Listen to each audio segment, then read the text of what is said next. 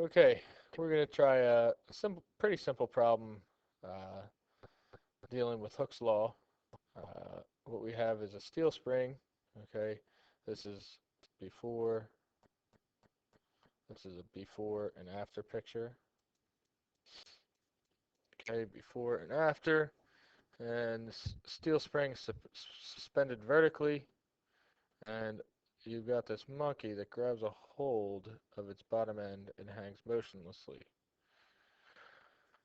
The elastic constant we know, and we want to know how much the monkey stretches the spring.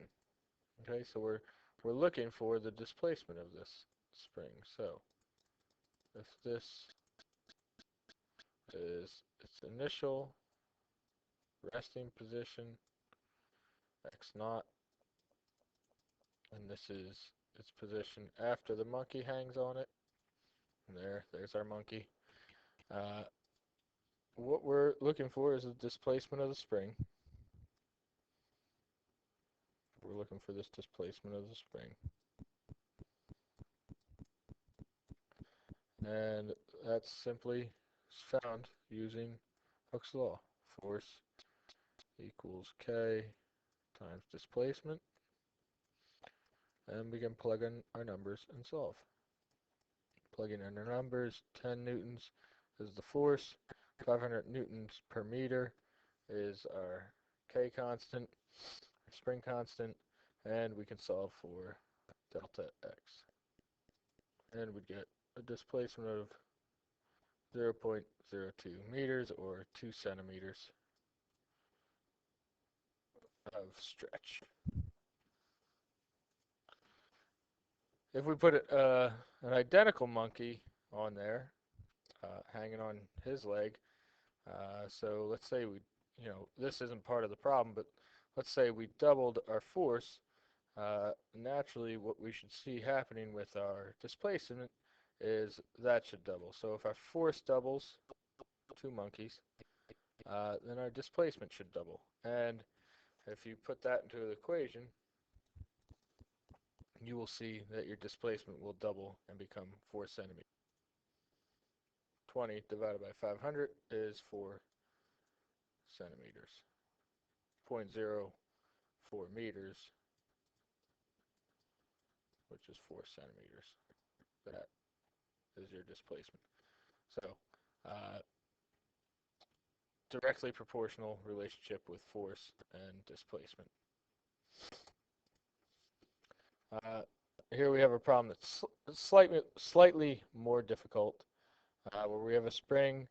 The spring is 55 centimeters long when you have a load of 100 newtons hung from it, and it's 57 centimeters long when a load of 110 newtons is hung from it.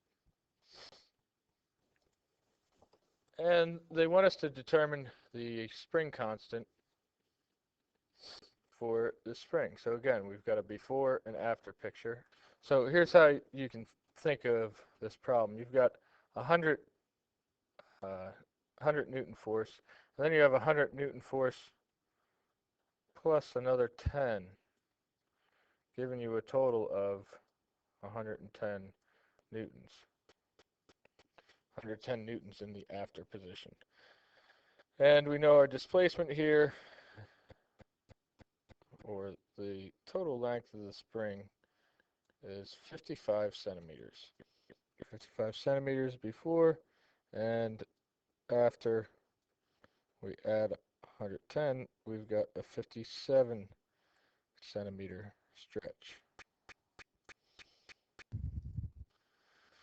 So really, a better way to look at this is to treat this situation, instead of a spring with a mass on it, you can treat this as a spring without a mass on it whose equilibrium state uh, is 55 centimeters long. So we could treat this similarly,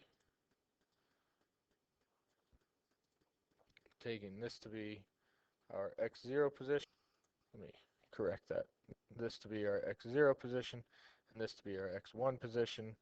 So the before and after. If we assume there's no weight on this, then we can say, oh, we added 10 newtons to this side. How much did that actually displace it? What is our spring displacement here? And it turns out our displacement is 2 centimeters. So the displacement is 2 centimeters. And we can treat this as our force. Using the Hooke's law equation, we need to change this into, we need to change our displacement to meters, so that's 0.02 meters. And plug in our numbers to solve for the spring constant.